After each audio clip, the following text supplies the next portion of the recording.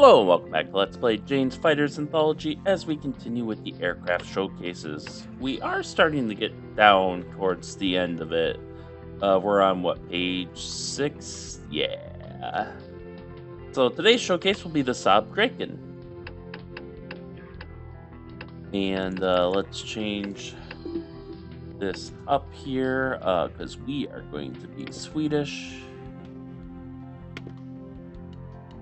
There we go. As far as our map goes, probably going to just have to be the Baltics. Yeah, it's probably the best fit. And of course, I have to re-select. Oh, come on here. Reselect this. And of course, our enemies are going to be the Russians. So this is going to be a. Let's start at 20,000 feet, neutral, 20 miles from enemy forces. We're going to we'll probably have some bears. Let's send in 3 bear bombers. We'll reduce us to 4, and then we'll send in probably MiG-21s. Because that would be roughly the same era. Alright, so they have us. We're not going to take Mavericks. They don't have the actual Swedish weapons that they would have been imbued with. Can we get a... Okay, so we can take a 250-gallon tank on the center line. That will help with fuel a bit. And I guess we'll be taking Sparrows. And I think that's going to be it. So, yeah, because I don't see any of the Swedish weapons. So, see how well this works. Alright, let's throttle up here. We have bear bombers. They are not in range, unfortunately. We do have MiG-21s that are also not in range. But they should be in range shortly. Alright, 30% hit chance, let's go. These are semi-active homing missiles, remember, so we do have to maintain a solid radar lock on the aircraft throughout the engagement. And I think this one's a miss. Well, let's try again.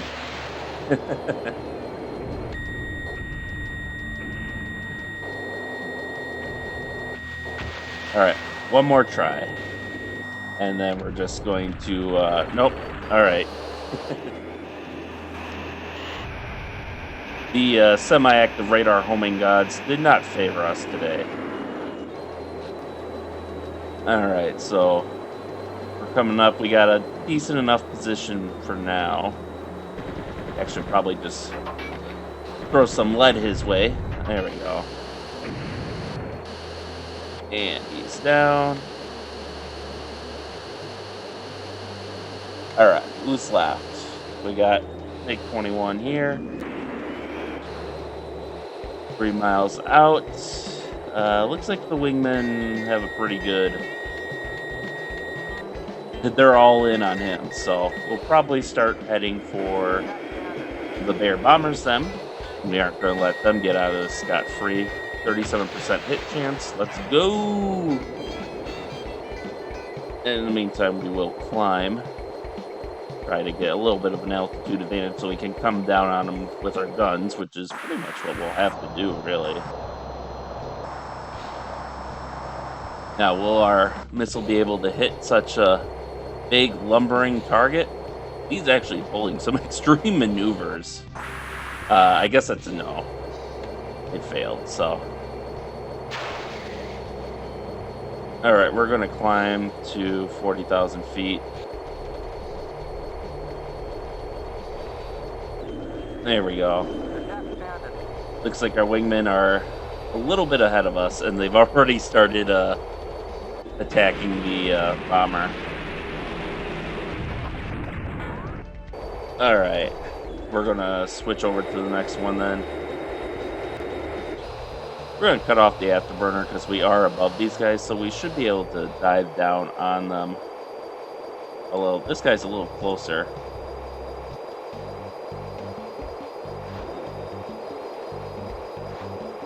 Alright, I guess all of our... Did they take out the other one already? No. Maybe.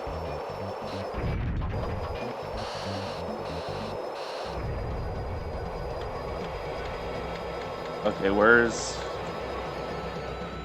Oh, he must be below us.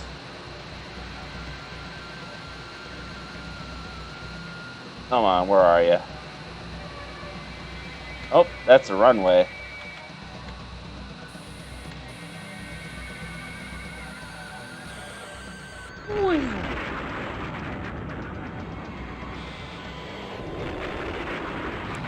Oh, okay, I see him on my RWR now. And it looks like the wingmen are going to beat me there.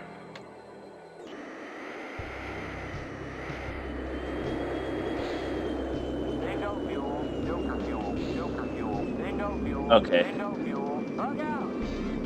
And they got him. So, unfortunately, we weren't able to do much. We are going to head back to Villainous Airfield, since that is the closest airfield. And we should have more than enough fuel to make it there. I was actually a little disappointed in our aircraft's performance. Hopefully our wingmen will be able to make it back, but oh, they're actually... Okay, I'm gonna follow our wingmen then, just in the hope that they actually manage to make it back, because they're heading north. It looks like they are trying to reach what is that? Drugopolis. I don't know. I couldn't quite read the name. The font's very small on my monitor. And they are doing a low-level flight, which is not ideal.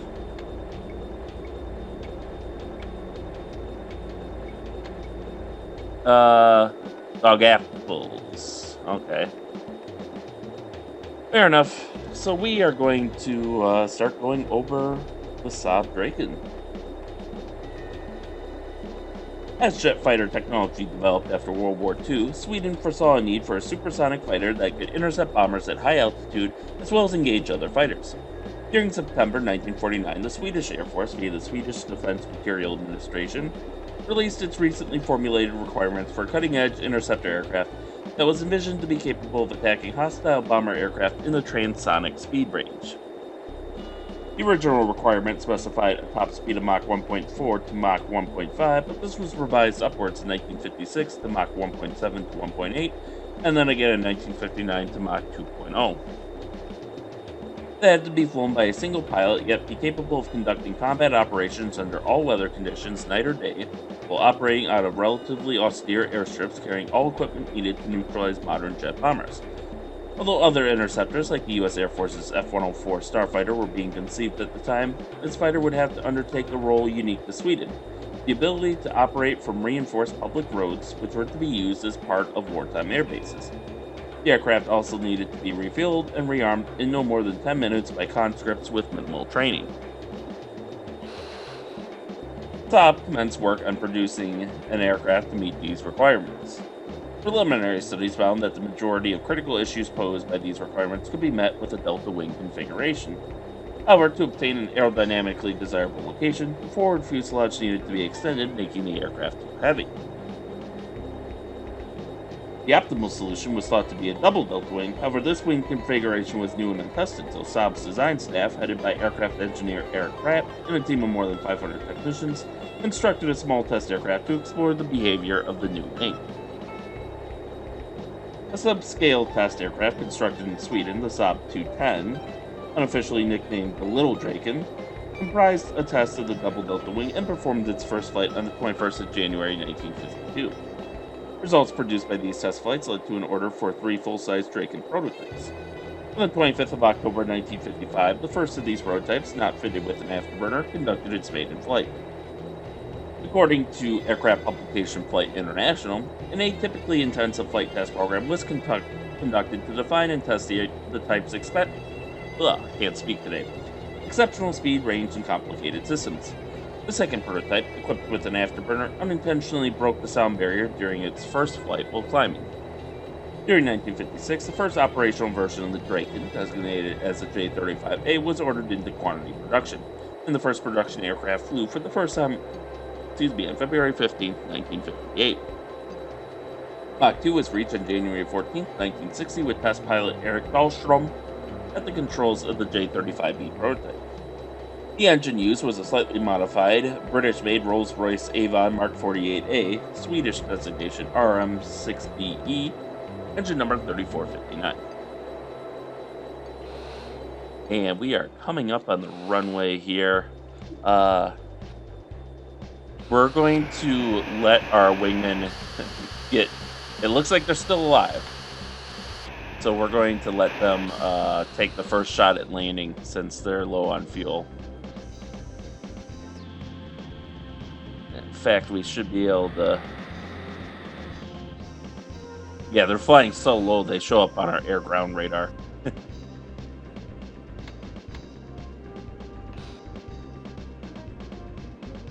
Oh, nope, they're all dead. Okay. They did not have the fuel, even though I used a 250-gallon tank. That's unfortunate. They probably could have made it if they climbed the high altitude first, because they were so close, because then they could have, did a bit of gliding. But I guess we're going to see how well we do in the landing now.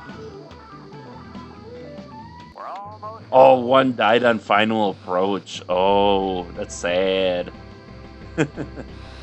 That is... Alright, they want us to... Why do they want us... Yeah, alright, we'll get over to the small runway with this very advanced landing system that the real Draken would not have. Clear to land.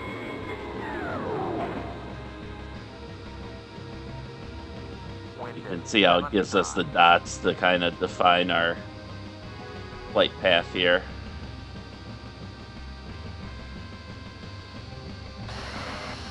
Probably cut down on the speed a bit. We're only 2 miles out. I don't think we need to be going this fast.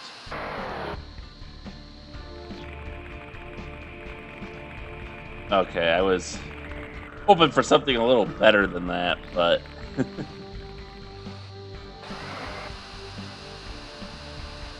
Alright.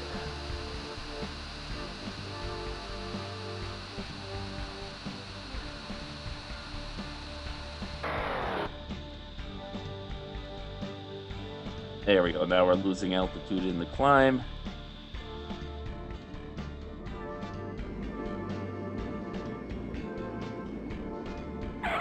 There we go.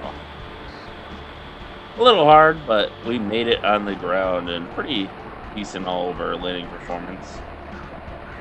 Looks like my twist axis might be a little jacked up again. But can fix that later. So we're going to use all this speed to just taxi on through.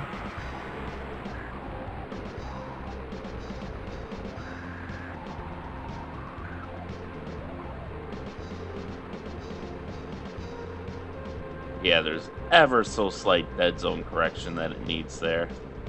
Oh.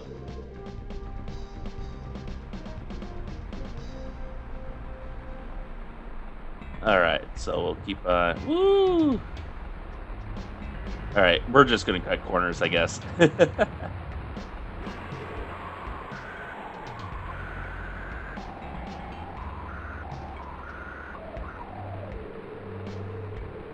Alright, and let's bring it in the park.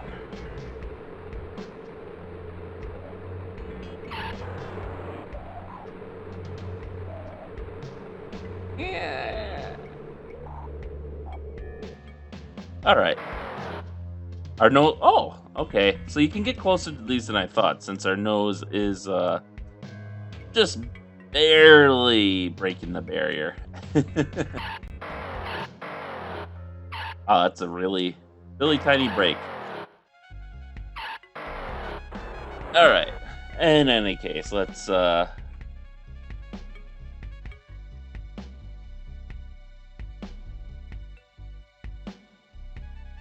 During 1956, the first operational version of the Draken, designated as the J35A, was ordered into quantity production. And read all that right. Okay. So, the Saab 35 Draken is a fighter aircraft equipped with a distinctive double delta wing. According to Flight International, it is difficult to differentiate between the fuselage and the wing. The design anticipates what would later be known as blended wing body, and the fuselage has a circular section, and the inboard portion of the wing is a large chord surface, which extended almost to the engine intakes. It was possible to dispense with the tailplane, resulting in a clean, simple overall design. The leading edge of the inner wing was swept back 80 degrees for high-speed performance, and the outer wing 60 degrees for good performance at low speeds. The cockpit of the Draken featured mostly Swedish-sourced instrumentation. Successive models introduced various improvements to the cockpit fittings, such as the revised canopy and new avionics. For export customers, the Draken was outfitted with a Ferranti-built AirPass 2 fire control radar, which was effective for acquiring various air-to-air and air-to-surface targets, along with the ground mapping mode working in conjunction with the aircraft's navigation systems. Typically, 2 separate radio units would be installed, along with a high-speed data link and 2 navigation systems. As there is no natural feedback placed upon the stick, artificial forces were generated by a Q field system. The Draken was also fitted with a 3-axis autopilot. The fuselage of the Draken consisted of 2 sections, front and rear, joined by bolts. The forward section, which was integral with the intake ducts and neighboring wing structure, accommodates the fire control radar, cockpit, nose, undercarriage, integral fuel tanks, and various systems. The rear portion, which was manufactured as a single piece alongside the rest of the inner wing, contained the engine, afterburner, bag-type fuel tanks, armament, main landing gear, and other systems. The flight control surfaces consisted of a rudder along with inboard and outboard elevons, the outer sections being fitted with mass-balanced weights. Each surface was operated by a tandem hydraulic jack, which was connected to separate circuits. As a weight-saving measure, the hydraulic systems would operate at a line pressure of 20.6 megapascals, which would be greater than double the pressure used in the earlier Saab 29 unit. Propulsion was provided by a single Svenska Flygmotor RM6BC turbojet engine, a license-built model of the Rolls-Royce Avon 203 engine, also known as the Avon Mark 48A and Mark 60. A ram turbine positioned under the aircraft's nose provided emergency power, while the engine also featured a built-in emergency starter unit. In order to reduce its landing distance when required, the Draken was equipped with a drone parachute. The principal armament was carried externally. Up to 4 AIM-9 Sidewinder air-to-air missiles were carried on hardpoints beneath the wings and fuselage. Alternative payloads included a variety of bombs and rockets, along with provisions for the installation of a pair of 30mm cannons located within each of the inboard wing packs. In place of the cannons, additional fuel tanks could be fitted in the same space. For aerial reconnaissance missions, a variety of camera pods could be carried underneath the fuselage. Due to a lack of knowledge regarding the then historically unproven design of the J-35's tailless double delta wing configuration, the plane encountered multiple problems at the start of its service life. The unstable design of the double delta wing made it difficult to land early versions of the J-35 as they had to be manually stabilized during landing. The design also allowed the plane to enter a superstall, which can be described as an uncontrollable stall affecting aircraft with specific wing configurations when experiencing high alpha numbers. Due to this, J-35 pilots were trained to prevent superstalls, and this training led to the development of the Cobra maneuver. The Cobra is performed by entering into a controlled superstall state, gaining high alpha, and then quickly negating the angle of attack to counter the stall. This forces the airframe to act as an air brake for a few seconds, which rapidly reduces speed. The Swedish Air Force is the first Air Force to have discovered and developed the Cobra maneuver. The Swedish named it Kort Parad, meaning short parry. Initially, it was used during training to teach pilots how to counter superstalls. However, it also saw secondary use as a combat maneuver, which would cause the pursuing enemy fighter to overshoot, allowing the pilot to riposte. At the end of 1959, deliveries of the J-35A Draken commenced to the Swedish Air Force. The first unit to receive the type being Fighter Wing F-13 stationed at Norrköping. During March 1960, the Draken's Unit F-13 participated in a 3-day-long exercise flying by night and day while operating under a state of highest readiness throughout. According to Flight International, the introduction to service of the J-35A was very smooth and that the scramble and turnaround times have been found to be most satisfactory. By the end of 1960, multiple wings had been equipped with the Draken and had attained operational status. Although the J-35 Draken was designed as a high-altitude interceptor, not as a dogfighter, it proved to have a good quick-turn capability and high speed at all altitudes, making it a very capable fighter plane. The early models were intended purely to perform the air defense mission. However, in order to assist pilots in converting to the type, Saab produced a small number of twin-seat J-35C trainer aircraft, the first of which having been completed during December of 1959. During 1959, an improved air defense fighter model designated as the J-35B was developed, which featured improved performance and equipment over the J-35A. Amongst other things, it was powered by an improved engine fitted with an enlarged afterburner, a redesigned rear fuselage, and a new Saab-built S-7 collision course gun sight and fire control radar in integration with Sweden's STRIL-60 air defense control network. A total of 651 Drakens were manufactured by Saab. Sweden's fleet of Drakens comprised a total of 6 different versions, while 2 additional models of the Draken were offered to prospective export customers. The final model of the Draken to be produced was the J35F, which was the final version to remain in Swedish service, then modified to the J35J standard. Its export customers included Denmark and Finland. In May of 1985, the Austrian Air Force purchased 24 J35Ds, which had been refurbished by Saab. The J35D Draken underwent several upgrades. The last of these was the J35J version, which was produced in the late 1980s. By this point, the Draken had been almost entirely replaced by the Saab 37 Draken in SAF service. The Draken J35J was effectively a service life extension program, which had been initiated as a result of the impending delivery of the new Saab JAS-39 Gripen, having suffered several delays.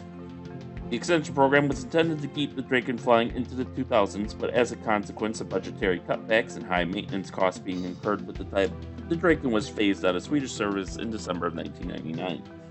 Although the aircraft has since remained operational in limited numbers within both military and civilian roles. All Drakens functioned as interceptors with limited air-to-ground capability. The sole exception to this rule was the Danish Drakens, which functioned as a strike aircraft and were capable of carrying a mixture of AGM-12 bullpup air-to-ground missiles, electronic countermeasures, and increased internal and external fuel storage. The Danish Drakens were the heaviest of the series to have flown. During 1993, the last of the Danish J-35 fleet were retired. During the 1990s, Finland updated its 35XS fleet with new avionics, cockpit displays, navigational and attack systems, and electronic countermeasures. These were finally retired in 2000 to be replaced by FA-18 Hornets. Did I say Sweden earlier? I meant Finland if I did say Sweden.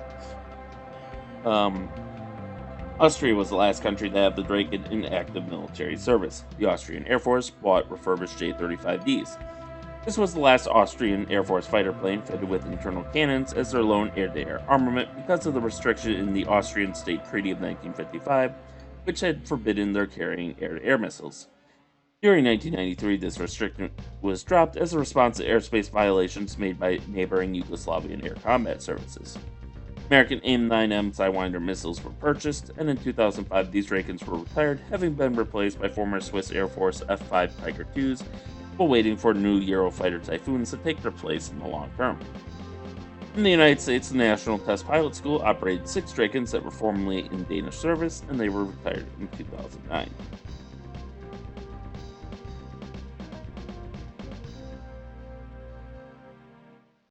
So the A version was the basic interceptor variant. The B was an improvement. Weaponry of the A was 2 30mm 8-inch cannons, the wings with 90 rounds per gun, and then they often carried 4 AIM-9B Sidewinder air-to-air missiles, which in Swedish service were designated the RB-24. Let's see here.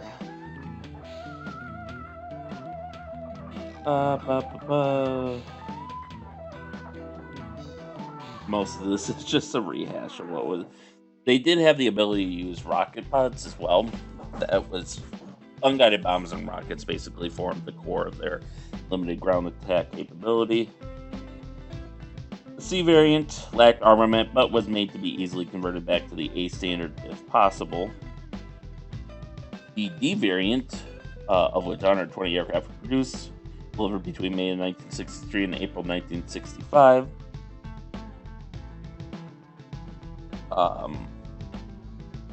They had a all-weather version initially it was just a day fighter, but then it was upgraded into an all-weather fighter version with a radar gun sight.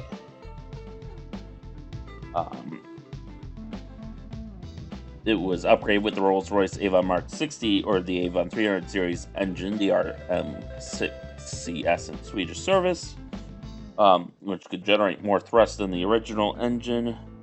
In terms of armament, it was pretty much identical. They did upgrade from the AIM-9B to the AIM-9J Sidewinder, however. And the J35D was the last Swedish Draken variant fitted with 2 guns. Saab 35E was a reconnaissance variant,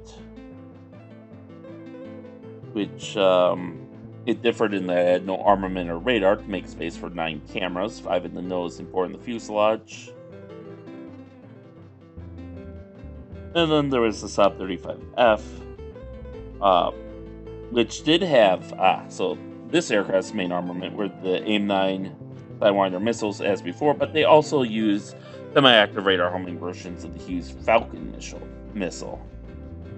One of the cannons were removed to make space for more avionics. I think I saw these guys using cannons, so this was probably the D variant rather than the F variant. So our use of the Sparrows was a bit not real there. But the F variant also had an infrared search and track sensor under the nose. And then there was a proposal for an intact version, the Saab 35G, that was not carried out. So, all in all, specifications for the aircraft: the crew of 1, length of 15.35 meters, a wingspan of 9.42 meters, a height of 3.89 meters, wing area 49.2 meters squared, empty weight of 7,865 kilograms, gross weight 11,000 kilograms, max takeoff weight 11,914 kilograms, power plant 1 Svenska Flygmotor RM6C afterburning turbojet engine with 56.5 kilonewtons thrust dry, 78.4 kilonewtons with afterburner. Max speed is 2,450 kilometers per hour at an altitude of 11,000 meters, or Mach 2. Ferry range is 2,750 kilometers with external drop tanks. Service ceiling 20,000 meters. Rate of climb 199 meters per second. Thrust to weight ratio 0.7. Guns 1 or 2 30mm Akin M55 8-inch cannons with 100 rounds per gun. Or in the F variant, 120 rounds per gun, since it only had 1. Hardpoints include 6 for ordnance or drop tanks on the bottom 2 hardpoints with a capacity of 2,900 kilograms of provisions to carry any combination of rockets, mainly 2 75mm air-to-ground rocket pods or 12 135mm rocket pods, RB-24, RB-27, and RB-28 air-to-air missiles, and these are the Swedish designations for the Sidewinder, the Falcon, and another Falcon variant. And the Danish export version was modified according to NATO standards and was fitted with 1,000-pound bomb hardpoints. So that is our conclusion of the overview of the Saab Draken. I think we might have one more Saab aircraft, and then we'll have to see what's next. So until then, thank you all for watching, and stay tuned for next time, and stay safe out there, and we'll see you then.